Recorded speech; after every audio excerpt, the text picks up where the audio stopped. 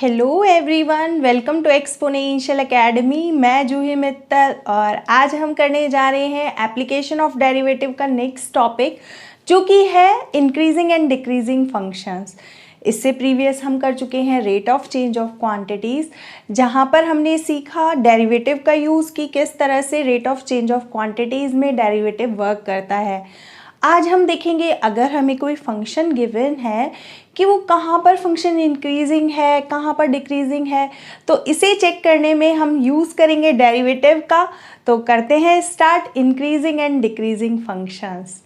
सबसे पहले जैसे कि नेम आता है इंक्रीजिंग, नेम से ही पता चलता है इंक्रीजिंग मतलब जो कि बढ़ रहा है, डिक्रीज मतलब जो कि कम होते जा रहा है। अब यहाँ पर हम कैसे चेक करेंगे, suppose x axis y axis ये हमने बना लिया। अगर x के बढ़ने से y भी बढ़े, हमारे पास फंक्शन क्या होता है, हमारे पास जो फंक्शन होता है वो होता है y is equals to f x. अब y is dependent variable, x is independent, x पर ही डिपेंड करता है y वेरिएबल। तो जो हमें फंक्शन दिया होगा वो किस पर डिपेंड करता है, x की वैल्यूज पर।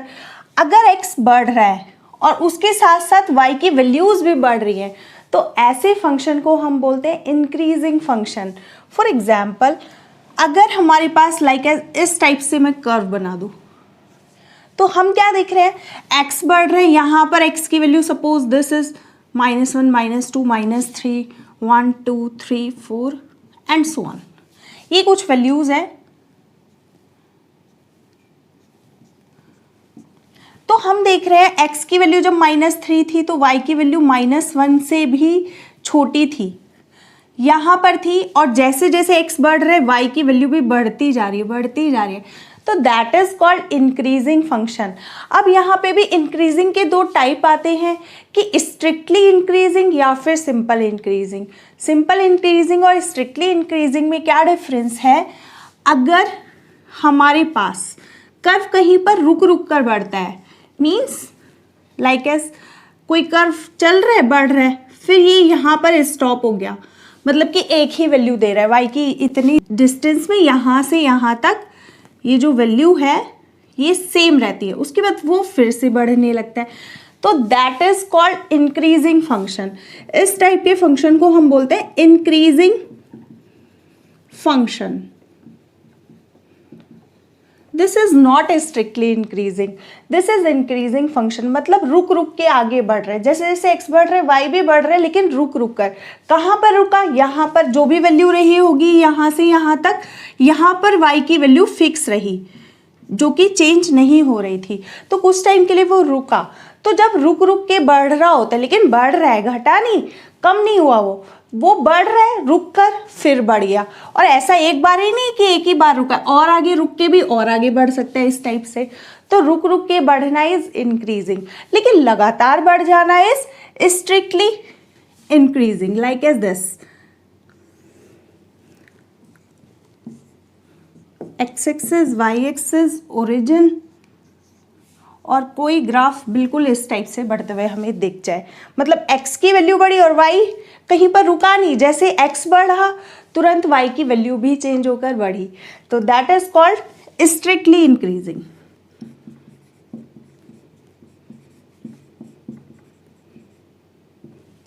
तो this is called strictly increasing, this is called increasing function.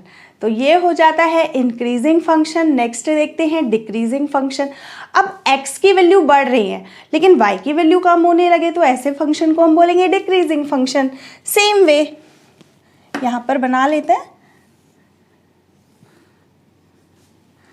x की वैल्यू अगर बढ़ रही है और y की वैल्यू देखो कम होने लगी।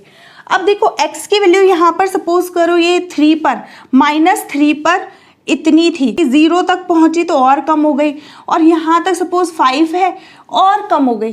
तो x तो बढ़ते जा रहे हैं, नेगेटिव से x पॉजिटिव की तरफ जाते जा रहा है, x बढ़ते जा रहे हैं, लेकिन y की वैल्यू को क्या हो रहा है, y की वैल्यू कम होते जा रही है हमारी।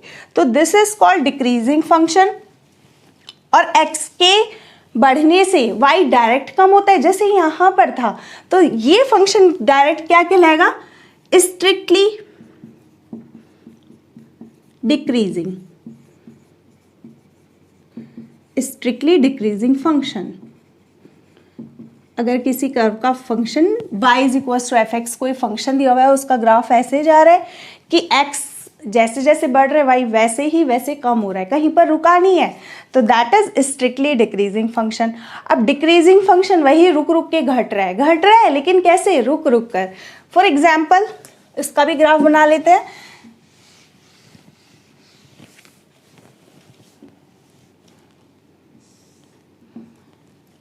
Origin x axis, this is y axis, और हमारे पास कोई कर्व है इस टाइप से। अब देखो यहां से कम होते जा रहा था, जैसे जैसे x की वैल्यू बढ़ रही थी, नेगेटिव से पॉजिटिव की तरफ आ रही थी x की वैल्यू, y की वैल्यू कम होती गई। पहले देखो y की वैल्यू कितनी ज़्यादा होगी, फिर कम हुई और कम हुई, और यहाँ पर एक थोड़े टाइम के लिए स्टेबल रही, मतलब कि y की फिक्स वैल्यू कहलाएगी ना। अगर ये 1 2 3, तो देखो अगर ये 3 है तो y की वैल्यू इतनी डिस्टेंस पे, यहाँ से यहाँ तक ये जो भी वैल्यू रही होगी x की, इतनी डिस्टेंस पर y की वैल्यू फिक्स रही जो कि 3 रही, तो दैट इज कॉल्ड रुक रुक कर घटना, यानी कि सिंपल डिक्रीजिंग। इसके लिए हम वर्ड यूज करते हैं डिक्रीजिंग फंक्शन। और स्ट्रिक्टली मतलब लगातार घटना, नाम से ही पता चलता है स्ट्रिक्ट यानी कि लगातार यहाँ पर ये घटते जा रहा है। तो ये हो गया हमारा graph increasing function, strictly increasing function, decreasing function, strictly decreasing function. एक फंक्शन आता है जहाँ पर वो इंक्रीज भी कर रहा होता है और डिक्रीज भी। फॉर एग्जाम्पल हम एक कर्व ले लेते हैं लाइक एस,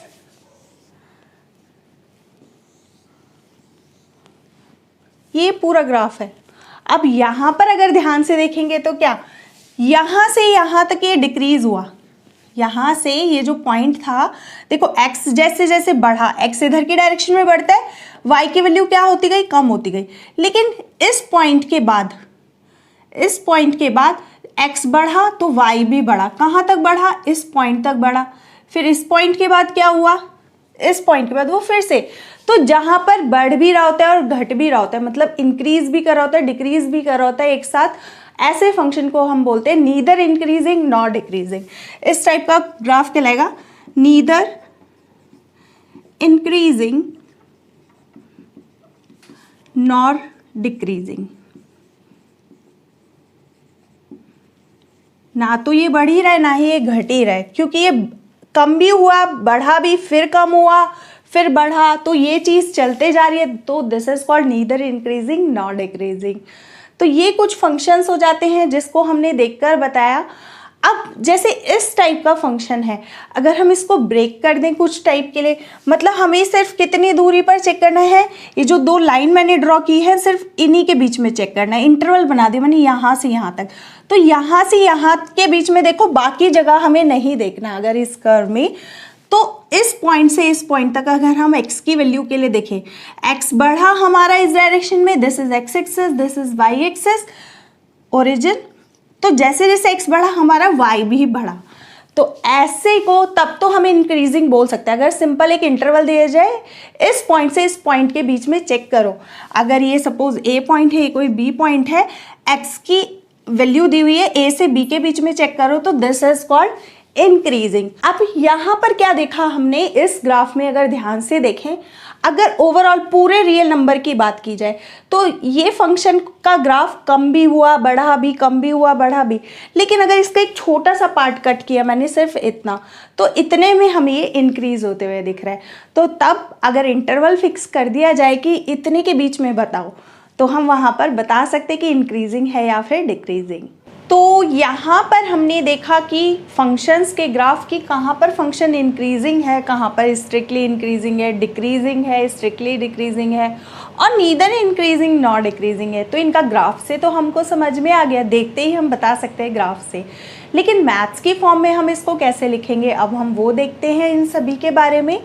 अब सपोज करो एक इंटरवल ले लिया हमने, आई से उसको डिनोट करें, अभी मैंने बताया यहाँ पर इंटरवल ब्रेक किया था a to b ना, तो एक इंटरवल ले लेते हैं अगर हम, और उसमें आई से डिनोट करें इंटरवल, और उसके अंदर हम कोई दो पॉइंट्स ले लेते हैं। आई तो मैं इसीलिए बोल रही हूँ कि हम ये सारा पूरे रियल नंबर पे चेक करेंगे तो हो सकता है कोई फंक्शन इंक्रीजिंग डिक्रीजिंग दोनों हो रहा हो, तो मतलब उसको हम बोलेंगे नीदर इंक्रीजिंग नॉर डिक्रीजिंग।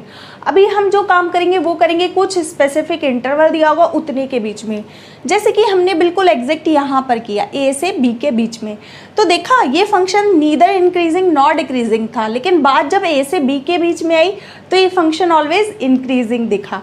ए से बी के बीच में ये फंक्शन कैसे दिखा? इंक्रीजिंग फंक्शन दिखा। इसी तरह से अगर हम कोई इंटरवल ले लें, suppose I is a interval, I एक ओपन इंटरवल ले लेता है, एक इंटरवल है आई। अब इसमें कोई दो पॉइंट्स हैं x1 x2 बिलोंग्स टू आई।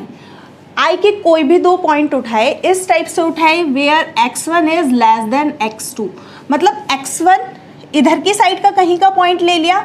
अब x एक्सिस में कहीं पर हो सकता है ये, अगर हम इतना इंटरवल कट करेंगे तो उसके बीच में आनी चाहिए ये दो x1 x2 पॉइंट, जहाँ पर x1 पहले आएगा और x2 बाद में। पहला बाद में का मतलब है x1 छोटा है x2 बड़ा है, तो ऑफ कोर्स हम क्योंकि x में ऐसे इंक्रीज करते हैं ना, सपोज करो मैंने यहाँ से 1 से 2 के बीच का इंटरवल कट कर लिया, या 1 से 3 के बीच का इंटरवल मैं कट कर लेती हूँ। अगर इंटरवल मैं ले लूँ 1 से लेके 3 के बीच का, तो हम देखेंगे 1 से 3 के बीच में सपोज एक पॉइंट ले लिया 1.1, एक पॉइंट ले लिया मैंने 1.1, ठीक है, एक पॉइंट ये ले लिया, यहाँ पर ले लिया 2.8। तो ये दो पॉइंट्स हैं जहाँ पर x1 point is 1.1, x2 point is 2.8। तो कोई भी दो पॉइंट के लिए, मतलब हर पॉइंट के लिए ऐसा एप्लीकेबल होना चाहिए। अगर x1 is less then x2 implies y की वैल्यू, x1 की वैल्यू इसमें डालो, उस पर फंक्शन y की वैल्यू आएगी कि नहीं आएगी? तो fx1 फंक्शन भी हमारा कैसे चले, fx1 is less than equal to fx2 हो जाए।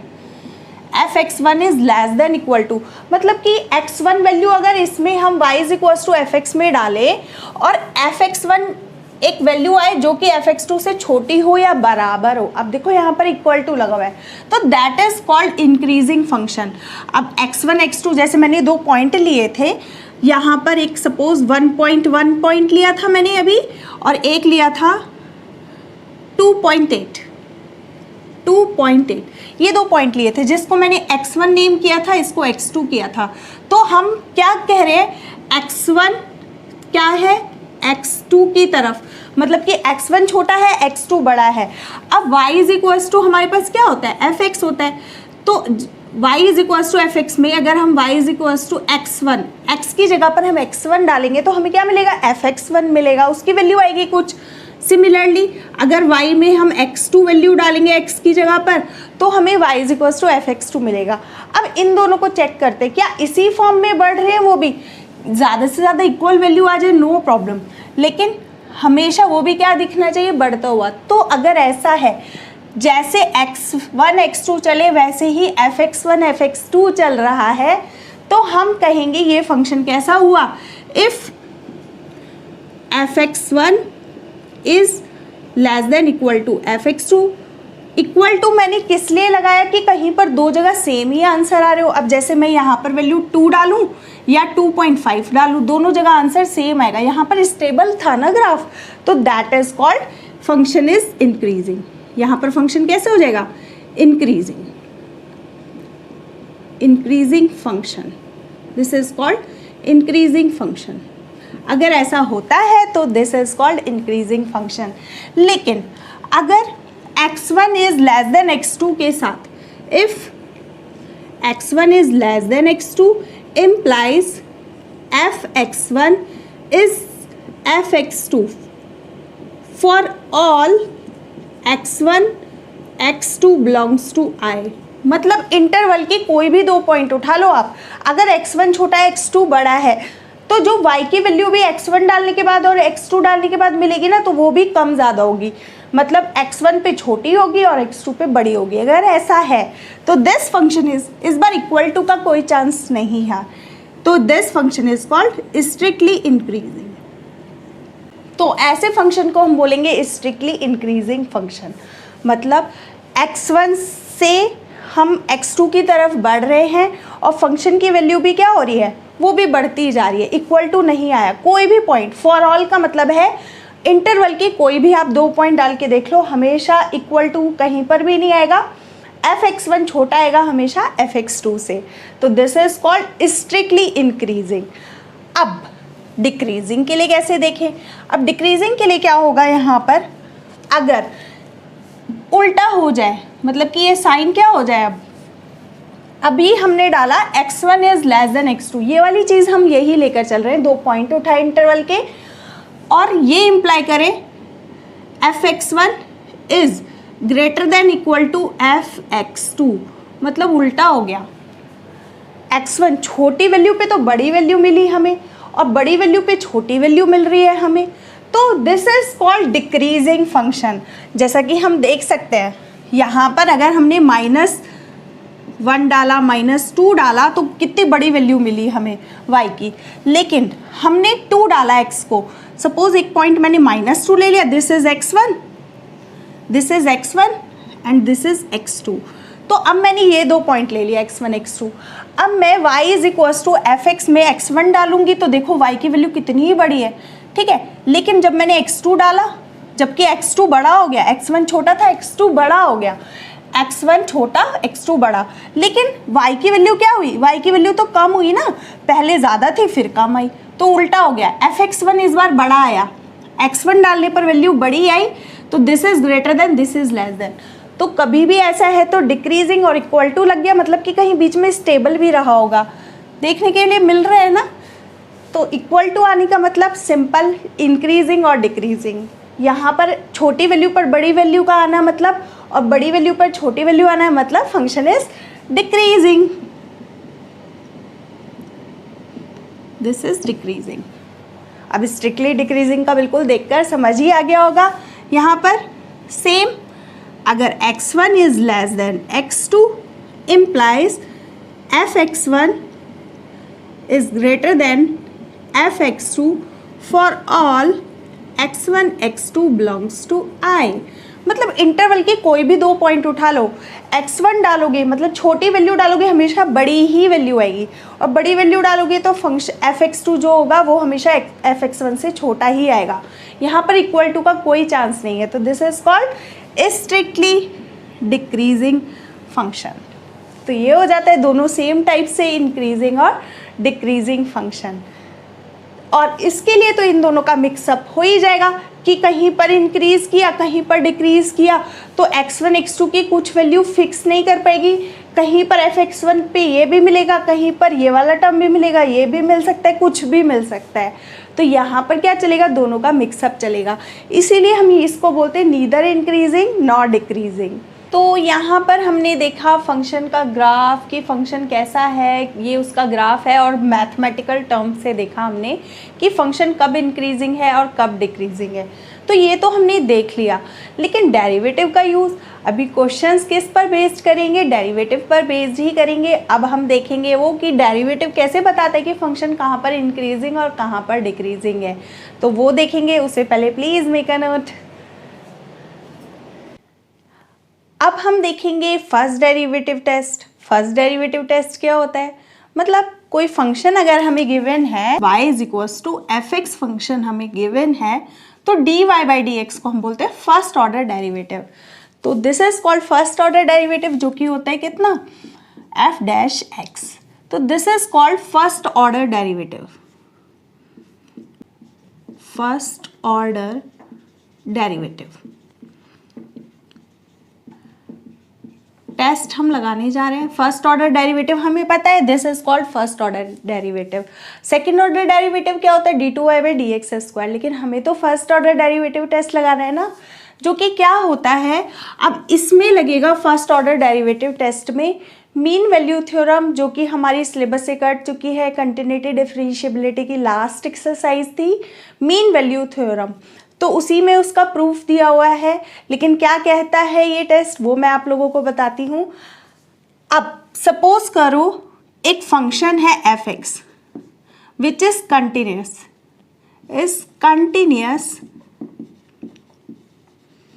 इन interval close interval a b. अभी जैसे मैंने ग्राफ बनाया था उसमें ए और बी 2 पॉइंट्स लिए थे ना, ए से बी तक, ये कोई इंटरवल है और ये फंक्शन नंबर 1 क्या है, कंटिन्यूअस है इस क्लोज इंटरवल में, एंड डिफरेंशिएबल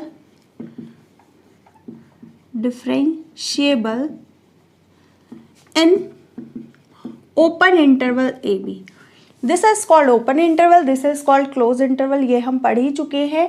अब देखो क्लोज इंटरवल मैंने बोला, क्लोज इंटरवल में फंक्शन क्या होना चाहिए, continuous is in close interval, differentiable is in open interval, और यही मीन वैल्यू का थ्योरम का स्टेटमेंट है जो कि मैं करा रही हूं।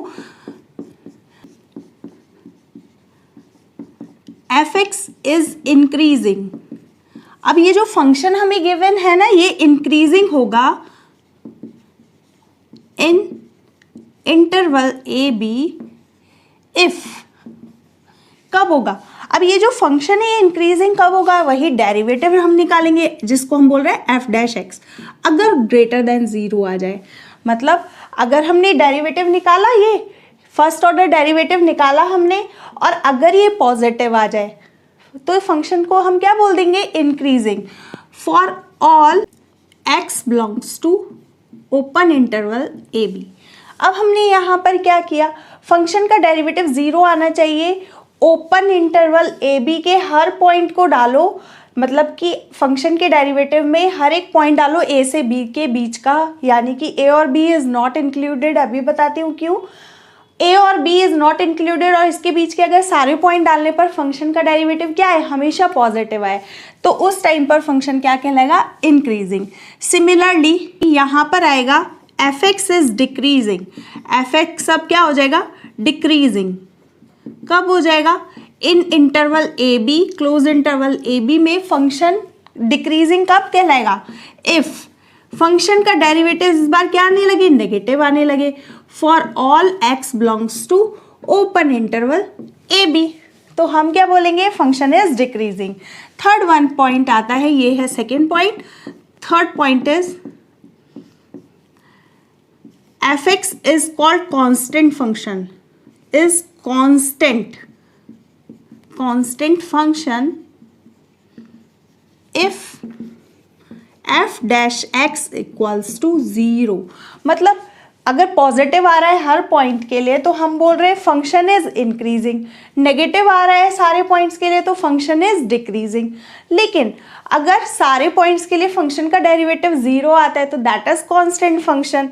कैसे, अगर सपोज करो y is equals to 2 function दे दिया जाए, अब इसमें डेरिवेटिव जब भी निकालेंगे हम एफ डैश एक्स, यानी कि y is equals to f x होता है ना, दिस इज एफ एक्स, तो जब भी हम निकालेंगे dy by d x, this is equal to 0 equals to f dash x, तो x की हम कोई भी वैल्यू डालते रहे कोई भी इंटरवल की, तो हमेशा ये फंक्शन क्या आएगा, 0, और इसीलिए इसको हम बोलते हैं कांस्टेंट फंक्शन, और देख के भी बोल सकते हैं अगर y इज इक्वल्स टू 2 दिया हुआ है तो दिस इज कांस्टेंट फंक्शन, तो ये हो जाता है हमारा कांस्टेंट फंक्शन।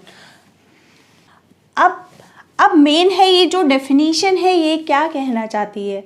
अब डेफिनीशन से पहले हम पढ़ चुके कंटिन्यूटी डिफरेंशिएबिलिटी में, अगर कोई फंक्शन कंटिन्यूअस है तो मे बी वो डिफरेंशिएबल हो या ना हो हम कह नहीं सकते, लेकिन डिफरेंशिएबल है तो वो 100% पहले कंटिन्यूअस रहा होगा।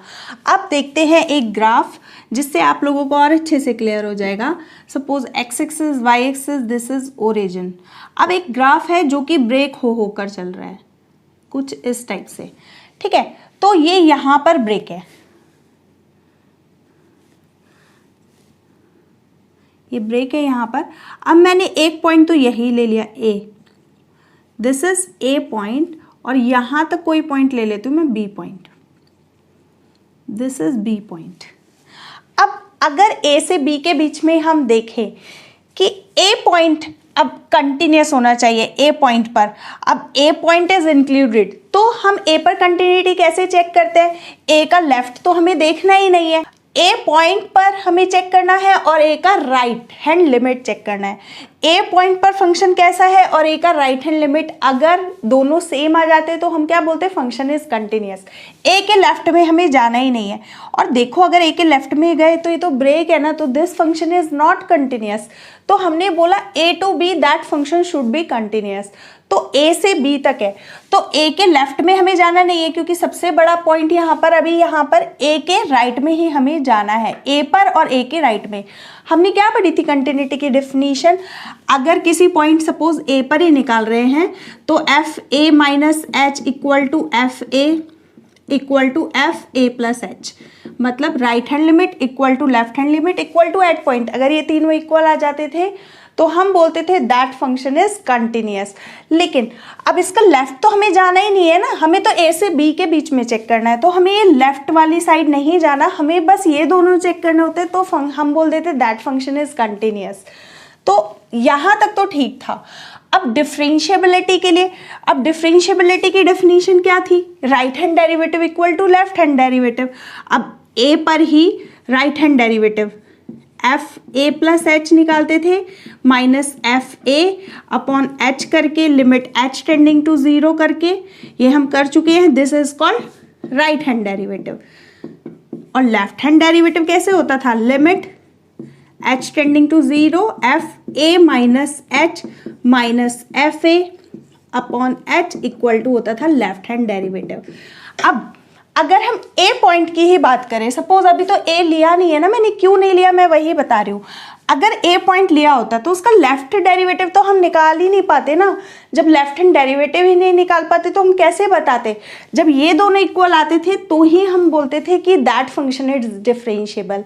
लेकिन अब हम ए का लेफ्ट तो निकाल ही नहीं पाएंगे ना, ए का लेफ्ट हैंड डेरिवेटिव नहीं निकाल सकते, इसलिए हम कॉर्नर के पॉइंट स्किप करके चलते हैं। अब ए को छोड़ दिया, ए के बगल में भी अगर हम हैं, ए पॉइंट 1 पर भी हैं, ए प्लस एच पर भी है, तो हम ए के लेफ्ट में अब जा सकते हैं। ए के बिल्कुल मामूली पास में हैं हम, तो ए के लेफ्ट में भी हम जा सकते हैं, ए के हम राइट में भी जा सकते हैं, और ये बहुत ही नज़दीकी पॉइंट है, इसीलिए हम ए और बी को इंक्लूड, कभी भी कॉर्नर पॉइंट्स को डिफरेंशिएबिलिटी में इंक्लूड नहीं करते। तो ये हो जाती है मेन डेफिनेशन, जो कि कहती है function is continuous is in close interval a b. Function continuous होना चाहिए क्लोज इंटरवल ए बी में, और डिफरेंशिएबल होना चाहिए ओपन इंटरवल ए बी में। उसके बाद फंक्शन को हम इंक्रीजिंग बोलेंगे उस क्लोज इंटरवल में। फंक्शन का हम क्या निकालेंगे, डेरिवेटिव, फर्स्ट डेरिवेटिव टेस्ट लग गया ना, फर्स्ट डेरिवेटिव निकालेंगे। अगर उस इंटरवल में जो भी ओपन इंटरवल था उसके सारे पॉइंट पर वो फंक्शन क्या आता है, हमेशा पॉजिटिव आता है, तो दैट मीन्स इंक्रीजिंग। अगर हमेशा नेगेटिव आता है तो डिक्रीजिंग, लेकिन अगर हमेशा 0 आता है तो अभी मैंने आप लोगों को बताया that is called constant function. Hope so आप लोगों को समझ में आ रहा होगा। नेक्स्ट हम करेंगे इसी पर बेस्ड क्वेश्चन, और अच्छे से क्लियर हो जाएगा। उससे पहले प्लीज मेक अ नोट।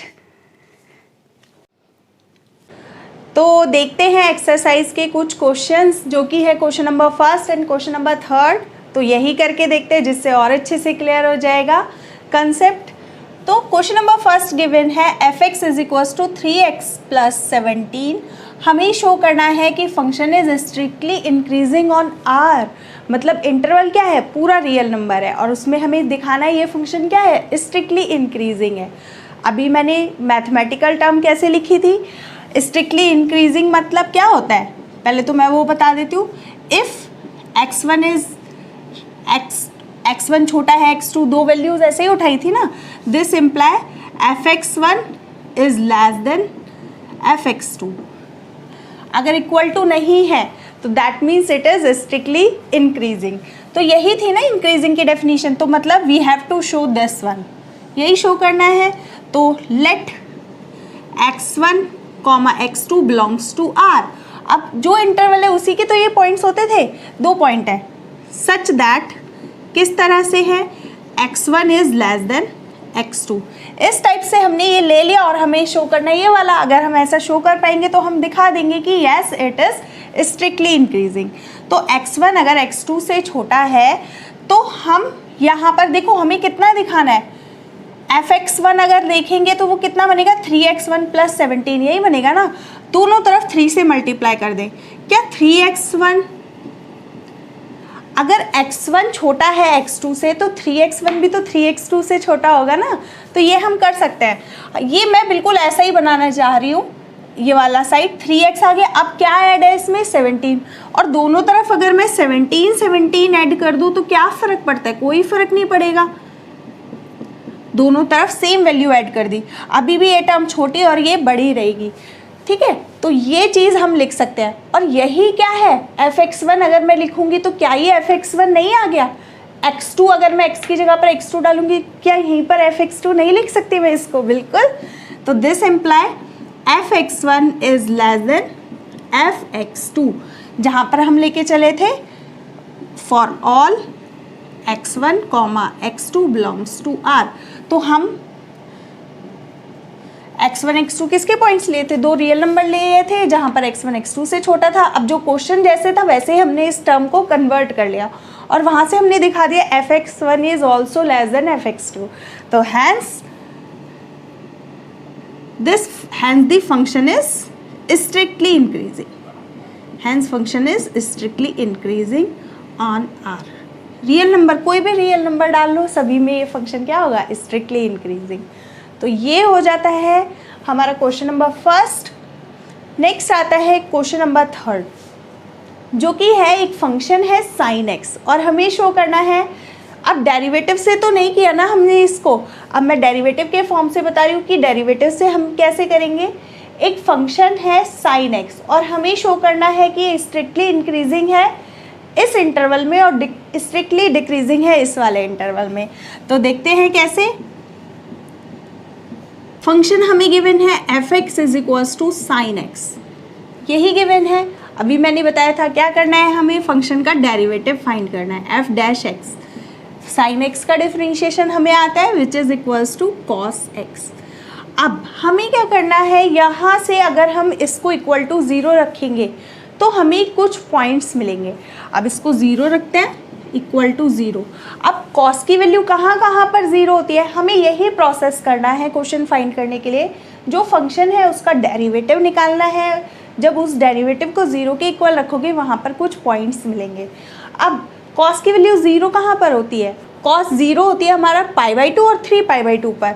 अब देखो इसमें हमारा कौन सा इंक्लूडेड है? π/2। 3π/2 तक हमें जाना ही नहीं है, तो हम इसको लिख सकते हैं cos x is equals to cos π/2। तो हमें यहाँ से मिला x इज इक्वल्स टू π/2। हमने सिर्फ ये वैल्यू ली क्योंकि आगे पाई से आगे का दिया ही हुआ नहीं है ना वैल्यू, नहीं तो 3π/2 भी आता 0 के लिए, लेकिन हमें वो नहीं लेना क्योंकि हमें दिया ही नहीं है क्वेश्चन में। तो π/2 देखो हमें देखने के लिए मिल रहा है। अब हम क्या करेंगे, एक नंबर लाइन, जो भी पॉइंट आते हैं उनको नंबर लाइन पर हम ड्रॉ कर लेंगे। नंबर लाइन पर क्या आया पॉइंट? π/2। जो इसका गिवन है वो क्या क्या गिवन है? 0 बीच में आगे कहीं π/2 and this is equals to pi. यही पॉइंट्स है ना, हमें मेन देखना है π/2 हमें मिला है और 0 π/2 पाई उसने गिवन थे तो इसलिए मैंने लिख लिए। अब हमारे पास एक तो ये पोर्शन है, एक बार π/2 के इधर चेक करके बताना है। 0 से लेके π/2 पर हमें ये दिखाना है दिस इज स्ट्रिक्टली इंक्रीजिंग, अभी शो करना है, किया नहीं है मैंने। और π/2 से पाई के बीच में हमें शो करना है दिस इज स्ट्रिक्टली डिक्रीजिंग। तो कैसे करेंगे देखते हैं। अब 0 से π/2 के बीच में फंक्शन का डेरिवेटिव देखो, फंक्शन का डेरिवेटिव कितना आया? f'(x) हमने निकाला which is equal to cos x, यही तो है फंक्शन का डेरिवेटिव। अब 0 से π/2 यानी कि फर्स्ट क्वाड्रेंट, 0 से π/2 यही होता है ना हमारा, 0 से लेके π/2 तक, ये दिस इज पाई। तो 0 से लेके π/2 तक हम जानते हैं कॉस की वैल्यू हमेशा क्या होती है? पॉजिटिव होती है। 0 फर्स्ट क्वाड्रेंट में कॉस की वैल्यू पॉजिटिव होती है कि नहीं? तो this is always greater than 0 in interval 0 to π/2, होगा कि नहीं? इन 0 to π/2, 0 से लेके π/2 के बीच की कोई भी वैल्यू डालो, मतलब कि आप 30 डिग्री, 60 डिग्री, कोई भी आप डालो एंगल, 45 डिग्री, 0 से 90 के बीच का, हमेशा ये क्या आएगी टर्म? पॉजिटिव आएगी। जब पॉजिटिव आएगी तो मैंने बताया था अगर फंक्शन का डेरिवेटिव ऑलवेज ग्रेटर देन 0 आता है इंटरवल में, तो this imply f(x) is strictly increasing किस इंटरवल में? इन 0 to π/2, यानी कि यहाँ पर फंक्शन क्या हो गया? Strictly increasing. 0 से लेके π/2 तक फंक्शन क्या हो गया? Strictly increasing. नेक्स्ट, अब ये वाला देखते हैं π/2 से पाई के बीच में। अब देखो π/2 से पाई सेकेंड क्वाड्रेंट, और सेकेंड क्वाड्रेंट में कैसा होता है, कॉस नेगेटिव होता है। तो जब भी कॉस की कोई भी वैल्यू आप डालोगे सेकेंड क्वाड्रेंट की, π/2 से पाई के बीच की कोई भी वैल्यू डालोगे, एफ डैश एक्स ऑलवेज क्या आएगा, less than 0 for in interval π/2 to pi. मतलब सेकेंड क्वाड्रेंट की कोई भी वैल्यू डालो, फंक्शन का derivative always will be negative. This imply F x is strictly decreasing in π/2 to pi. तो यही तो हमें शो करना था। तो ये आ गई स्ट्रिक्टली इंक्रीजिंग, कहाँ से कहाँ तक स्ट्रिक्टली इंक्रीजिंग है गिवन फंक्शन जो कि f x is equal to sine x दिया हुआ था, और कहाँ पर डिक्रीजिंग है। और हम एक तरीके से और देख सकते हैं, अगर हमें साइन एक्स का ग्राफ बहुत अच्छे से प्लॉट करना आता है, अगर ध्यान से देखोगे तो साइन एक्स का ग्राफ होता है हमारा ये x axis, y axis, origin, sine 0 0, इस टाइप से ये हमारा ग्राफ चलते हुए नज़र आता है हमको। ऐसे ही होता है ना साइन का ग्राफ, साइन 0 0 और π/2 पर क्या होती है 1, दिस इज π/2, और फिर से पाई पे फिर 0 हो जाता है। तो अगर हम देखें तो देखो 0 से लेके π/2 तक इंक्रीज़ किया, π/2 से पाई तक डिक्रीज़ किया, देखकर ही बता सकते हैं ना ग्राफ को। देखो साइन एक्स का ग्राफ हमें आता है क्योंकि, तो f x is equal to हमें दिया हुआ था साइन एक्स, और साइन एक्स 0 से π/2 तक बढ़ा, π/2 से पाई तक फिर डिक्रीज़ हुआ। और भी अगर आगे का दिया होता तो हम बता सकते थे, पाई से ये कहाँ तक होता है, पाई से this is 3π/2 and this is 2 pi. तो यहाँ पर अगर हम ध्यान से देखें तो यहाँ तक तो हमें पता चल गया, पाई से 3π/2 तक भी ये डिक्रीज हो रहा है, और 3π/2 से 2 पाई में बढ़ना वो स्टार्ट हुआ। तो यही हमारा हो जाता है इंक्रीजिंग एंड डिक्रीजिंग फंक्शन, देखना कि फंक्शन कहाँ पर इंक्रीजिंग है और कहाँ पर डिक्रीजिंग। होप सो आप लोगों को अच्छे से समझ में आया होगा। आज के लिए फ़िलहाल इतना ही। अगर ये वीडियो आपके लिए थोड़ी भी हेल्पफुल रही है, प्लीज़ लाइक शेयर सब्सक्राइब करना नहीं भूलिएगा। Thanks for watching.